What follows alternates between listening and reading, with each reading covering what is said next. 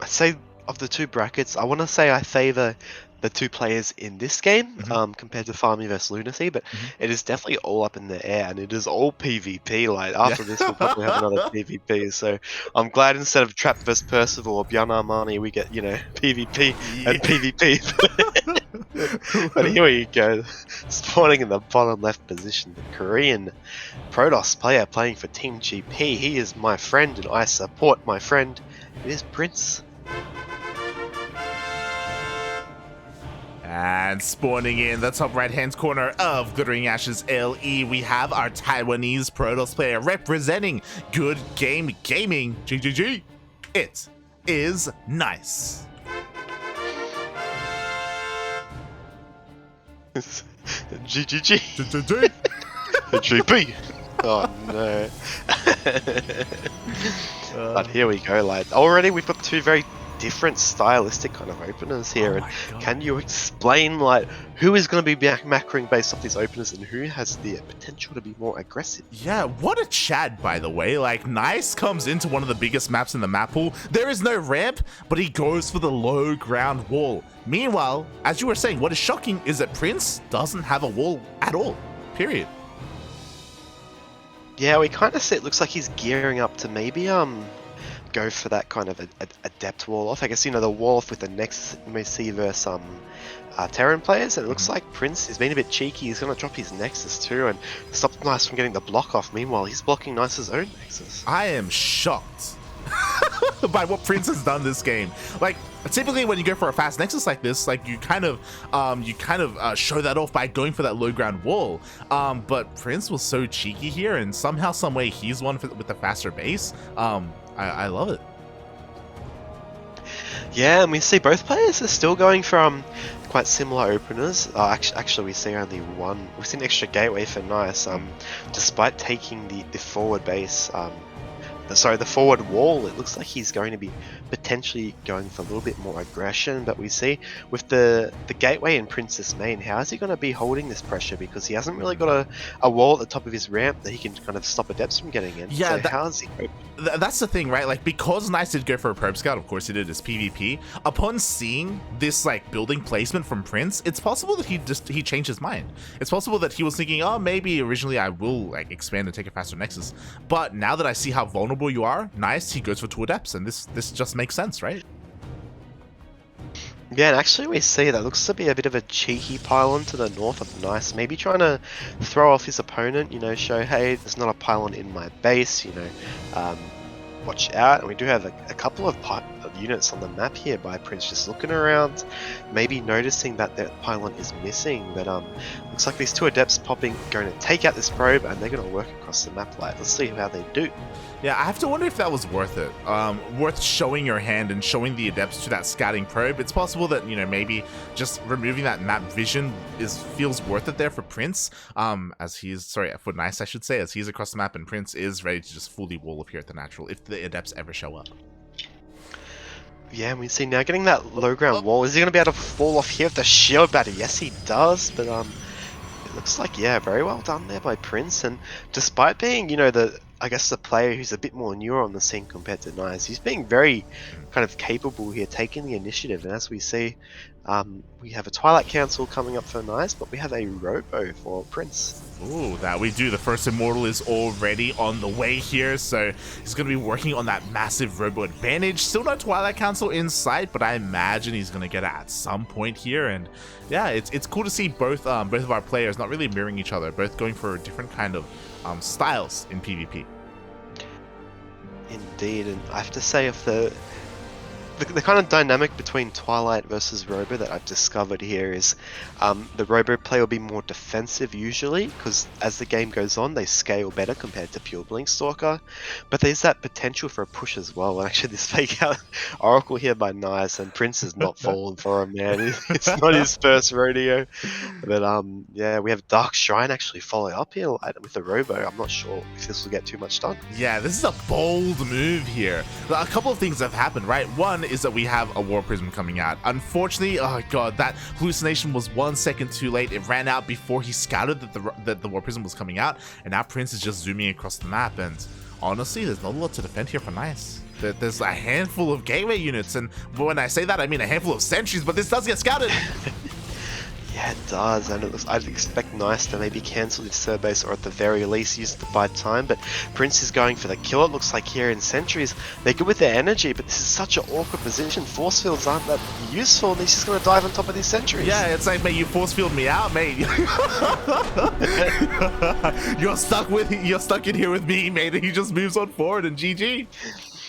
Oh, very clean game there, actually, and well played by Prince. And I guess we were, as we thought, maybe Nice was being a little bit decisive, going for the 2-gate opener against the in-base kind of 1-gate opener of Prince, and then just delaying his natural and then getting a faster third. It seemed a little bit like he was unsure of how to progress there, and Nice just apologies. Prince just opened with a robo, just played his game, and kind of comfortable game on victory. Yeah, that felt very calculated from Prince. Like, it felt very, like, thought out. Like, he knew exactly what he wanted. Meanwhile, I felt like Nice was, like, maybe, like kind of playing off the cuff a little bit. You know, he was kind of trying to adapt to what he was scouting and just changing his mind every now and then and stuff. And yeah, it didn't quite work out for him in the end. You know, we never got to see the DTs come into play despite the Dark Shrine. You know, he was getting that third as well. Like, he was a little bit all over the place. Yeah, indeed, and we'll be curious to see. As we know, Prince, he won the game before Nice revealed in Dark Temple or the Dark Shrine, so Nice does have that trick up his sleeve to go further into the series if he wants it, but we'll have to see what transpires. And here we go, spawning in the bottom left position light. It is your victor from the last game, the Korean Protoss, playing for Team GP. It is Prince.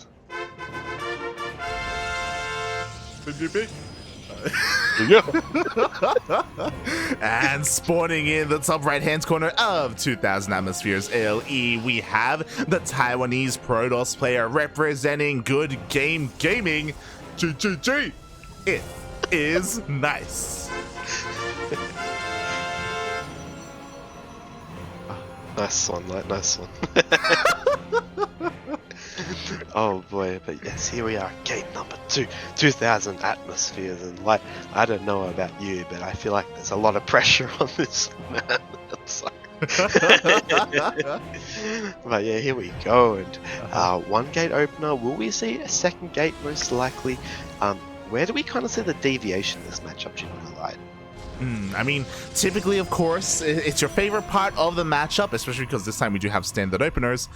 What 2 units are going to come out from these 2 gateways, Chase?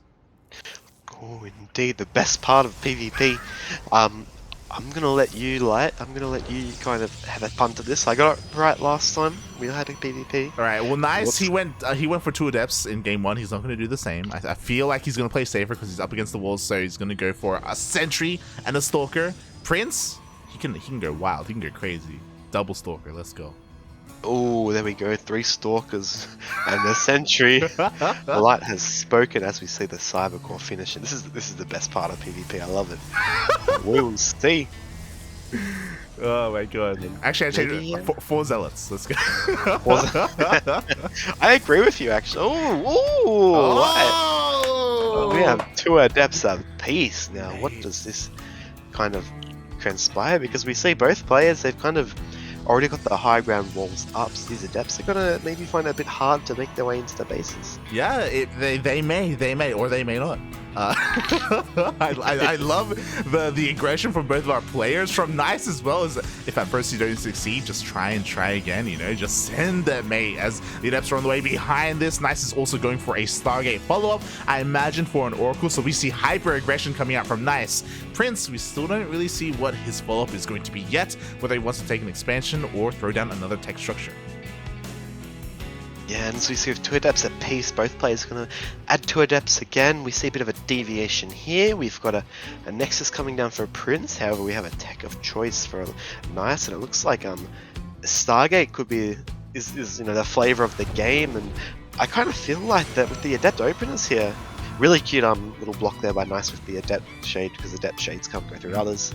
I feel like if he goes Oracle here, which he has, this could be quite a good move here for Nice. Yeah, like the big thing for Nice is that he knows that this Nexus is delayed compared to his own. So he knows that something else has to be in the main base. He just isn't quite sure what. So we'll see if he throws down a safety shield battery in his main. Instead he's going for a Twilight Count. So there we go. He has a shield battery. So now this Oracle won't deal any damage other than, of course, a stasis trap.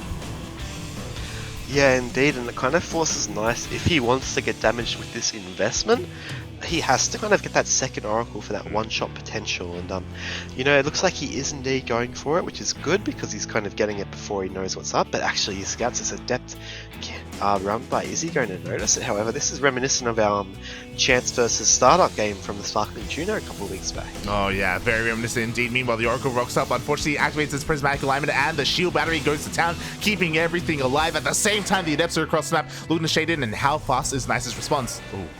Oh, beautiful response there, but it looks like maybe, no. I'm gonna stop it. He's gonna be able to one-shot these Adept slide. Oh my god. Oh my god, you have enough to one-shot. The shield battery doesn't even matter. Wow. But it looks like with this Oracle, he's going to be able to push them away. Not forever, however, because it is that energy. But Prince now going to take note of the second Oracle, and he's going to know to reinforce. Yeah, we see a couple more Stalkers coming in back at home, and it's starting to look like, I think Prince is taking a bit of an edge in this game. Yeah, definitely. The Oracles have done nothing. The economy of Prince has gone untouched. He has Stalkers in his main and his natural to help defend. And at the same time, he's going to be committing to the Shade and now getting a couple of probe kills. Yeah, that's right. But I feel like 3 Oracles, quite the investment here for Nice. And 4 even. Looks like he may be just hoping to catch Nice off. Sorry, apologies. Catch Prince off guard here, but he's actually going to get that Adept in. No, I get sniped just at the last moment, so I'm not going to see the 4th Oracle. What's he going to do? Like, just jump on the Stalkers? I guess so. This is so bold. This is kind of risky, though, because he did reveal 3 Oracles, and 3 Oracles is already abnormal. It's already kind of crazy, and they get scouted once again, moving out. Oh, it doesn't see the 4th, though, but does it even matter? Because Prince, he's getting ready, he's warping in more Stalkers. He has a shield battery in the main base. Is this going to be enough? This is wild, I mean. Yeah, we kind of see it. It's kind of basic units, gateways units here for Prince, and utility and investment is on Nice. And here now with this large investment into Oracles, they don't scale as well going into the mid game. He's going to need to get some damage done, but it looks like he's brought some ground forces to help out here. And these Adepts may even shade into the main, or he's going to cancel and jump on these Stalkers. Yeah, no shield batteries here at the natural base. Blink is done though, so Prince will be able to buy a little bit more time, but workers are falling left and right. The rest of the Stalkers are trying to get down here on the low ground, but oh my god, so much damage is being done. Is it going to be enough? The Oracles are out of energy because they used their energy earlier. Oh. They are indeed, and that was a prime opportunity there for Nice to kind of get some damage, chucking down a Revelation instead, maybe not being able to use, the one Oracle with energy because of that shield battery. But it looks like Prince holds, but Nice is taking a bit of a hefty worker increase here. But now with Prince going across the map, he's a little bit down in army supply, but his army is a lot more kind of flexible than Nice's. So we'll have to see what damage he can get countered here with that gateway as well across the map. Oh yeah, here we go. Nice, he's just going across the map. I love it. Hallucinated Immortal to tank some shots. Why not? So that'll buy a little bit of time. Here comes the second Immortal as well. Oh god, and does Prince have enough with Overcharge? It's going to be so difficult to break this position. Yeah, indeed, and we can see Prince took a couple shots of that hallucinated Immortal and just left it alone, but with the real Immortal there, getting so much damage, these Stalkers are now so bruised. So as this game goes on, I'm really feeling like Nice is going to, he's in a more comfortable position here and maybe want to take it third base soon. Yeah, he really is. Meanwhile, that Immortal takes another shot. The real Immortal is in a little bit of trouble, but it's already serving its purpose. Like, it's already just tanking up so much DPS. Another Immortal pops out, another real one, and Nice, he just holds on to his worker lead. Yeah, indeed. With that, the second Immortal, it looks like that Nice is going to stabilize at home. He still has these Oracles, and unfortunately they've been reduced to 2, but as these Oracles are alive, it's going to force these Stalkers to be across the map. But now we see, with the recall being procced, Prince is going to go across the map, and given the situation of both players, no gases are natural for Prince. I think he's just going to jump on Nice here. Yeah, he's all in, man. He's essentially all in, but now there's a second Immortal. He does pop the shield of the first one, but is that really going to be enough? Does he have enough Stalkers to one-shot? I mean, mate, to be fair, there's a lot of Stalkers. There is indeed, and here we go, jumps on one. There's no energy on the shield battery, gets one immortal, does get the second, and now he can kite these zealots a bit. Keep in mind, he has blink here, and even a reinforcement point. Yeah, and unfortunately there's no third immortal on the way because we have a war prism instead. So nice, like he doesn't have another one coming out. He's forced to pull the poison. Is Prince doing it? Yeah, I think he has done it. Both shield barriers out of energy, no super battery either. A couple more stalkers reinforcing in the shield battery as well, but it looks like with this blink capability, Prince is just going to take the game. GG. GG. I was thinking, Team GP. Oh my god. Prince takes 2-0. Oh, and what a 2-0 as well. Oh my god. Congratulations. Prince does take it in the end, and he'll be moving on to the semifinals. Deedly do, and he's already warmed up because his next then in the semi-final is going to be a PvP. So, but I guess also the winner of the next, Farmia Lunacy will also be warmed up. But it looks like we have got a lot of PvP, and potentially if Trap makes it towards the end, we will have PvP all the way to the end. But see. Oh boy. Wow, just again, congratulations to our Korean Protoss player. I was very impressed with this PvP. It also felt a little bit fresh and unique. Maybe my perception of Prince just affects that a little bit because he is like kind of the newer player on the block. But it was, yeah, I was just very impressed. Very impressed. Yeah, for sure. And Prince, he has been around for a little bit, but he was known as being a bit of a team game player. He did play teams for a long time. I guess when he's been picked up on Team GP now, taking the game seriously. And I have to say, he's been taking a couple of really good results lately too. So I'm not fully surprised to see him win over Nice, but also, surprised to see it's been quite a dominant 2-0 in the end there. But there we go.